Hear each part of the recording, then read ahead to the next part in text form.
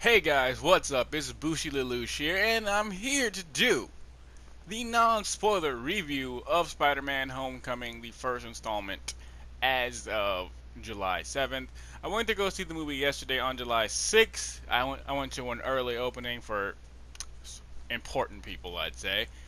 And the movie's opening was awkward at first, but it kind of grew on me, which I've explained in the non-spoiler review. I'm not going to give too many details here, just non-important things.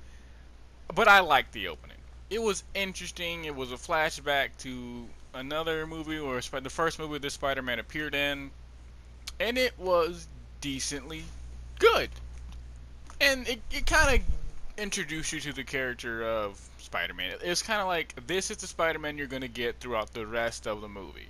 The intro pretty much sums up, this is kind of how Spider-Man's going to act for the entire movie, except for the parts where he needs to be, dramatic instead of, campy. And I think you can really see Disney's hands all in this movie. It's much too Disneyfied to me. Like, they could have toned it down a little bit, but what they recently got it from Sony. But yes, Sony still makes the money from this movie, but Disney and Marvel make the product sales, like the toys, the shirts, or whatever else, the apparel. So I guess they're just really excited to do a Spider-Man movie because the editing in here and just the intro is just crazy. Like, they did a lot of editing, a lot of jump cuts, and but when the movie actually starts to kick off, it's pretty awkward, just a little bit, but it's the good kind of awkward. Like, Tom Holland plays a decent nerdy Peter Parker, very young, very enthusiastic, very green behind the gills. That's the reference, I think it is, the saying, I believe. He's very new, and I like that impression. In this Peter Parker, he needs a guidance. He's that young kid. He needs a father figure. Uncle Ben is not there. Surprisingly, or not surprisingly, this could be a good thing or a bad thing, but they didn't have the whole origin story. They didn't have Uncle Ben in the movie. You didn't get to hear the "with great power comes great responsibility, Peter." You pretty much got that from when Peter was talking to Ned, and he was just like, "So how'd you get your powers?" "Oh, I got bitten by a radioactive spider." That did it hurt? And since we're talking about Ned, I honest to God hate Ned. I cannot stand him. He is Peter Parker's friend. If you've seen any of the trailers, he's the rotund Asian kid. I cannot stand him. He's awkward. He's useless. He's the chair guy, quote unquote. I just feel he was an unnecessary add-on because in the comic books and earlier movies, Peter Parker is normally seen as a loner who's an outcast among his peers, and he has had friends in the past, but they weren't so clingy.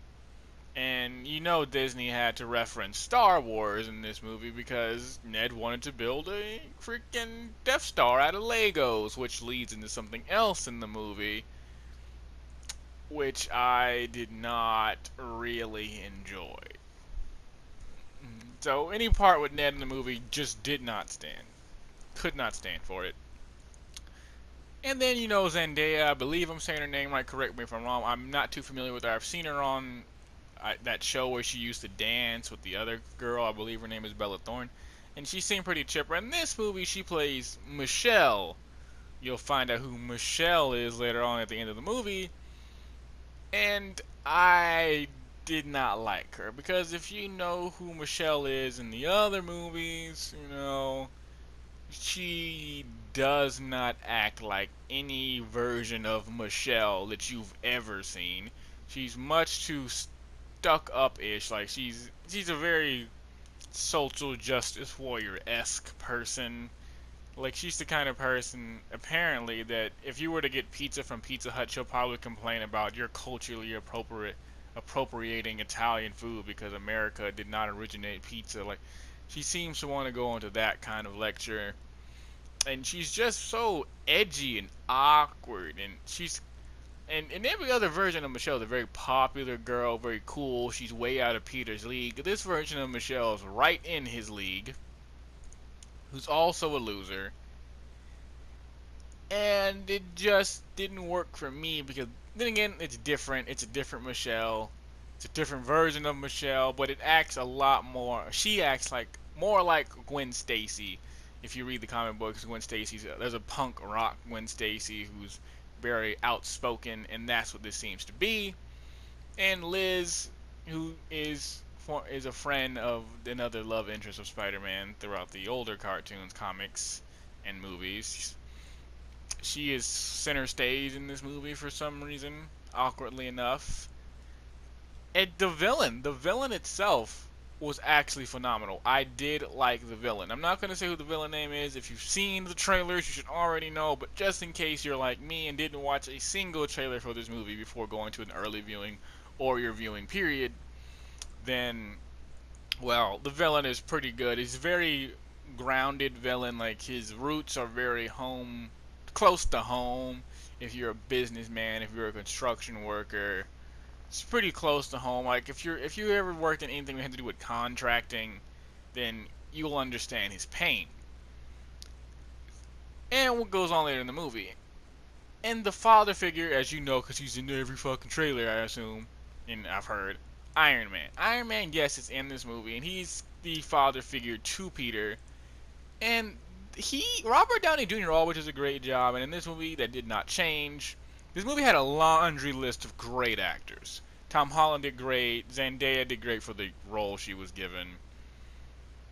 You know, I forgot her name, who plays Aunt May. I think she's way too hot to be playing Aunt May. I'm not into that gilf nonsense, but I'm just saying Aunt May is not supposed to be remotely attractive. But, you know, okay.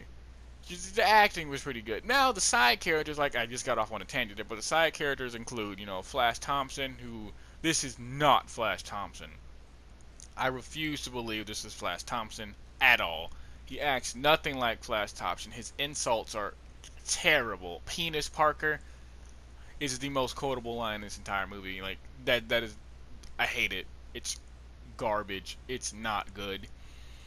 And it's just, the side characters could have used some work. There were too many jokes. I know on it for a Spider-Man movie, there was a lot of jokes, and sometimes it was too funny. Like, but Spider-Man did have a lot of quips. It was very good. Like, easy to watch. The actual Spider-Man in this movie was pretty easy to watch. He was a fun watch too. Like, don't get me wrong. I think Tom Holland from beginning to end was a great Spider-Man. And that's something to say because Tobey Maguire did a decent Peter Parker. His Spider-Man, in my opinion, was absolutely atrocious, which is kind of the polar opposite for Andrew Garfield, whether his Peter Parker was maybe a little too cool. You know, he wasn't, you know, too awkward as a nerd. It was believable. It just wasn't, you know, he wasn't the typical nerd. He was kind of a hipster, like, kind of like that average kid. He wasn't like bottom feeder tier. But his Spider-Man, his adult Spider-Man, I had to make sure I read it. His big Spider-Man, you know, grown Spider-Man, you know, basically almost college age Spider-Man, was amazing. It was just great. His quips, his jokes, his chemistry with the other actors and actresses, just the way he carried himself was awesome. But Tom Holland, he plays the perfect green, you know, Peter Parker. He's very new, he's naive, he's impressionable, but he's very responsible, just like Peter Parker. His Spider-Man, again, green behind the gills. You know, he's a new scout. He's barely earned any badges, but he's funny. You want to root for him. He does so much so well. He's the perfect young Spider-Man, and I guess he can grow into the role. Maybe he can surpass Andrew Garfield's interpretation of the grown Spider-Man. Maybe. I really do like it, especially the voice that Andrew Garfield used. It was a great voice. Like, you gotta give it to him. His Spider-Man voice was amazing. Tobey Maguire's was terrible. Speaking of the Spider-Man voices, I do love the part in this movie where they do take a giant shot to me at Christopher Nolan's Dark Knight trilogy. It's hilarious. And you know, obviously Donald Glover's in this movie as well. If you guys, I totally forgot to name him earlier. But speaking on the Spider-Man, since I just talked about it, I'm going up a little bit of a tangent here. As you are aware, Sony did sell Spider-Man back to Marvel, but they still make the money off this movie, whether Disney and Marvel make the money off the merchandising, such as the apparel, the toys, you know, clothes, you know, all that nonsense. And Sony's making a Venom and a Black Cat movie, and Tom Holland is guaranteed supposedly for 5 Marvel movies. The the Civil War movie he was in, this movie, another Avengers 4, I believe. Maybe I think it's Avengers 3 and 4. I'm not quite sure. Bars. And another Spider-Man movie. He signed for 5 movies. But I'm curious to see if he will be in the Sony Spider-Man movies too, because Sony still owns the rights to the other ones as well. So is Sony gonna like mix in their Spideyverse with Marvel Spideyverse and just make it a Disney Marvel Spideyverse? Because I don't, unless they want to get Andrew Garfield back for the tie-ins with Venom and Black Cat, or we could just wait till, you know, Tom Holland is older. I don't mind that. But going back to the movie, to wrap this up, I think that this is a great movie. It's solid. It's just good from start to finish. It brings to the table what I think most Spider-Man fans wanted. There is a lot that we may not have wanted. There is a lot that I think that we wouldn't like. It was small gripes. It would just, you know, irk us. But as a whole, I think that Tom Holland is the definitive Spider-Man right now, because just the production of this movie, you could tell, even though it was kind of Disney-fied, that every frame, every line, every offhand joke was written by a writer and directed by a director with love. Tom Holland did a great job. The whole cast did a great job with what they were given. Again, even with the small gripes that I have to admit, these people did good with what they were given. They did very great, very well. But with all that said, there's always room for improvement. I do think the side characters do need to be improved. And I know I'm harping on the side characters, but a side character is a big part of a movie, you know, some of its parts. And that took it down a little bit. The villain side henchmen, they were interesting, kind of. And there were some other villain cameos, unexpected villain cameo, or I guess it's not really a cameo because it's more of a reference, but unexpected villain references and kind of a cameo. So I liked it. I really did like the movie. I know I sound like I'm repeating myself, but I'm trying to stress the fact that I'm trying not to just bias it to you. I don't want to sound like I'm just hating this movie on any word, because this movie is great. So if I had to give it a rating, if you are a comic book fan, I'd say it ranges from 7 to 8 out of 10. For me personally, it's an 8 out of 10, because this is a Spider-Man movie I've been waiting on, at least for the most part. If you don't know anything about the comic books, if you don't know anything about Spider-Man, if you're just new to the franchise, this is your first Spider-Man movie, or maybe you came off Amazing Spider-Man 1 and 2, and you're maybe not into Marvel, I'd say this is a solid 9 out of 10, and if you're generous, a 10 out of 10 movie for you. It has what you want as a Spider-Man fan, it has what we want as a Spider-Man fan, it has what they want as the business is marketing it. This movie is pretty good, and I feel like it has a very bright future.